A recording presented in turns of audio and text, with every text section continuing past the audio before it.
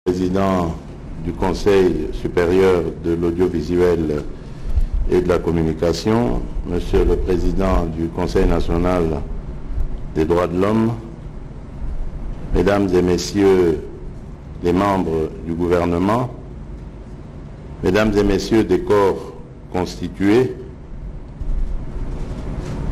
Mesdames et Messieurs les ambassadeurs, chefs de mission diplomatique et représentants des organismes internationaux, Monsieur le gouverneur de la ville-province de Kinshasa, Mesdames et Messieurs les journalistes et professionnels des médias, distingués invités en vos titres, rangs et qualités, Mesdames et Messieurs, je suis heureux de me joindre à vous ce jour pour célébrer la 30e journée mondiale de la liberté de la presse sous le thème national « La liberté d'expression à l'épreuve de la situation sécuritaire en République démocratique du Congo, nouvelle loi sur la presse pour une nouvelle dynamique ».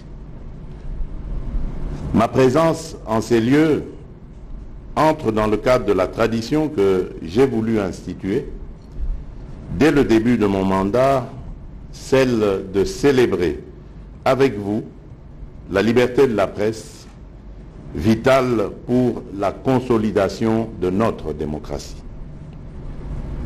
En ce moment où nous célébrons donc cette liberté, et conformément au thème arrêté pour la circonstance, je voudrais dire, avant toute chose, toute ma solidarité aux journalistes et professionnels des médias qui payent, comme beaucoup de nos compatriotes dans la partie est de notre pays, le prix de la barbarie de l'agression rwandaise. En effet, plusieurs médias dans les zones sous occupation ont été réduits au silence. Des membres de votre grande corporation ont été harcelés, torturés et du matériel a été saccagé. Laissez-moi vous dire que ces crimes ne demeureront pas impunis. En mémoire de ces victimes et de toutes celles et ceux tombés sous la folie meurtrière de nos agresseurs, je vous prie de vous lever et d'observer un moment de recueillement.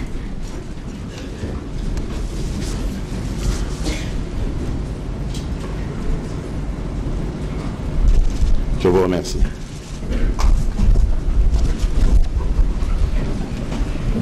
Mesdames et Messieurs les journalistes et professionnels des médias, distingués invités, Mesdames et Messieurs, plus d'une année après notre dernière rencontre, je me réjouis de vous retrouver dans cette salle où nous avions pris rendez-vous en janvier 2022 à l'occasion de l'ouverture des États généraux de la communication et des médias pour engager des réformes dans le paysage médiatique en vue d'assurer à la fois la promotion de l'exercice de la liberté de la presse, la sécurité des journalistes ainsi que la réorganisation de notre paysage médiatique.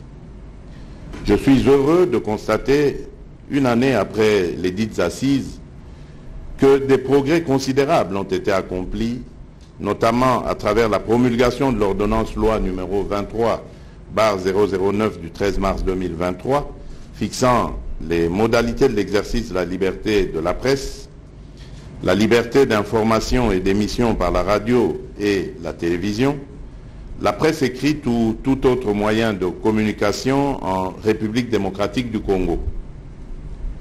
27 ans après la dernière modification, cette nouvelle loi charnière qui régit notre presse vient poser les fondamentaux du retour à la norme de la pratique professionnelle et de la nécessité d'adaptation technologique qu'impose la révolution numérique.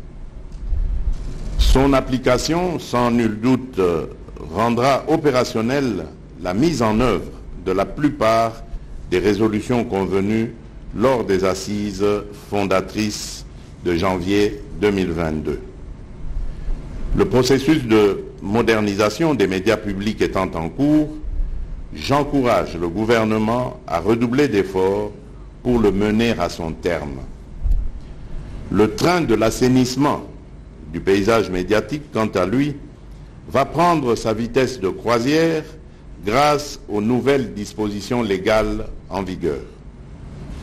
Je charge le gouvernement, à travers le Premier ministre et le ministre de la Communication et des Médias, à y veiller pour que nous puissions disposer d'une base de données consolidée à partir de laquelle le gouvernement devra planifier la concrétisation de l'aide à la presse telle que stipulée dans la nouvelle loi.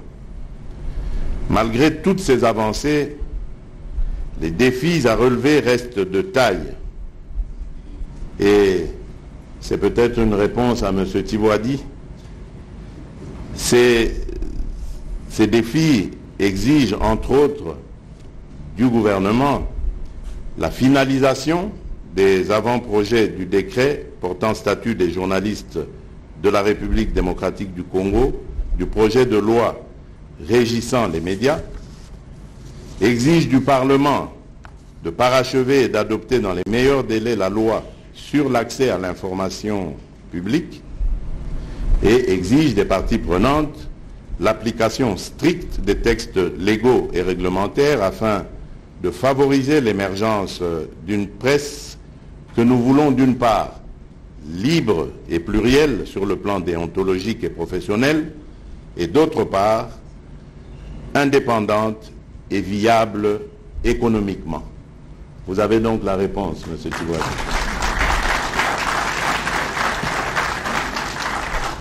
Donc si je suis réélu, je poursuivrai ces objectifs.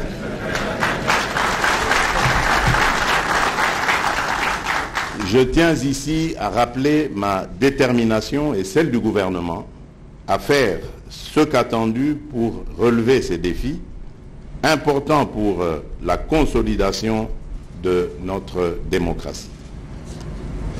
Mesdames et messieurs, distingués invités, le thème retenu pour les festivités de ce jour est évocateur du contexte qui prévaut dans notre pays.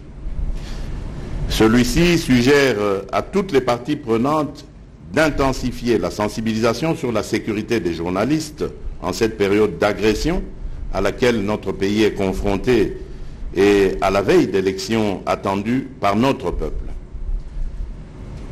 Il serait donc indiqué que vous abordiez au cours de ces assises tous les aspects liés à votre sécurité, tout en vous garantissant et en vous rassurant sur la réactivité et l'optimisation continue du dispositif contre les menaces faites à votre activité et qui sera mise en place au niveau du ministère de la Communication et des Médias. En effet, tel qu'évoqué, comme vous le savez, l'année 2023 est une année électorale qui, comme il peut être observé sous d'autres cieux, se conjugue par de fortes sollicitations des médias et par l'organisation de débats sur les plateaux télévisés et sur toute autre plateforme médiatique. Malheureusement, force est de constater que ce contexte singulier revêt parfois le risque de concourir à la dissémination dans la sphère publique, non plus de visions ou d'idéaux censés prôner le vivre ensemble, mais plutôt des propos discourtois, discriminatoires, voire d'invectives au relent tribaliste et séparatiste, en méconnaissance des lois en vigueur dans le pays. Je voudrais ici rappeler votre responsabilité dans l'encadrement de ces échanges et dans les dispositions qu'il vous convient de prendre pour éviter ces dérapages. Mais aussi, je voudrais vous exhorter à utiliser vos plateaux et vos différents médias pour favoriser un débat politique sain, lequel permettra à la fois à vos invités ainsi qu'à vos téléspectateurs, auditeurs et lecteurs d'être édifiés sur la nature des offres politiques leur proposées sous forme de programmes et propositions par les candidats. Le Conseil supérieur de l'audiovisuel et de la communication, le CESAC en sigle, dans son rôle de régulateur, devra y veiller. Il en va de la qualité de notre démocratie. Par ailleurs, j'ose croire que ces assises marqueront également le point de départ de la vulgarisation des dispositions innovantes de la nouvelle loi sur la presse, afin que le public en saisisse la quintessence. Mesdames et messieurs les journalistes et professionnels des médias, je tiens à nouveau à vous rappeler l'importance de votre rôle au sein de notre société.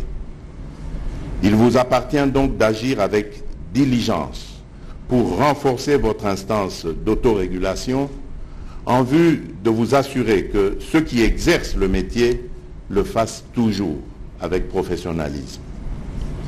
Le gouvernement se tiendra à vos côtés pour vous accompagner dans ce processus qui s'intègre dans la dynamique globale du changement de narratif souhaité dans le secteur qui est le vôtre.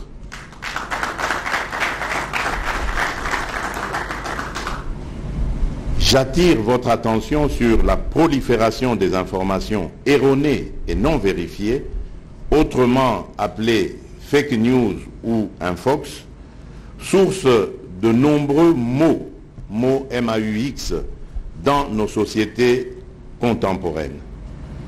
Ceci constitue pour nous un défi commun à relever et je vous invite à jouer votre rôle de paravent et d'antidote contre ces fléaux qui menacent notre société à l'heure du numérique.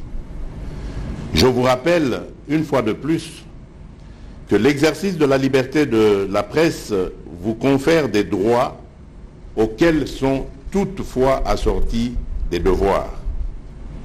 Cette liberté doit s'exercer dans les limites des prescrits des lois, du respect de la vie privée et des bonnes mœurs, ainsi que des impératifs liés à la sécurité du pays.